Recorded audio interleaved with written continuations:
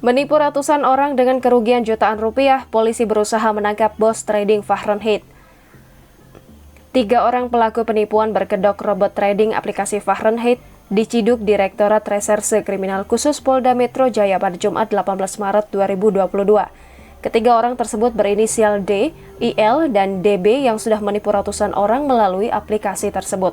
Direktur Reserse Kriminal Khusus Polda Metro Jaya, Kombes Aulian Syahlubis mengatakan bahwa pihaknya membuka posko pengaduan korban penipuan di Mapolda Metro Jaya. Nantinya dari pengaduan ratusan orang itu akan dijadikan satu laporan polisi karena perkaranya sama. Ketiga orang ini memiliki peran berbeda, yaitu mengajak untuk ikut robot trading, administrasi, dan satu orang lainnya sebagai pengelola website. Menurut Auliansyah, para korban ini mengalami kerugian berbeda mulai dari puluhan juta sampai ratusan juta. Namun ia belum bisa menyampaikan lebih jauh lagi karena pengungkapan tersebut sebagai awalan pendataan para korban.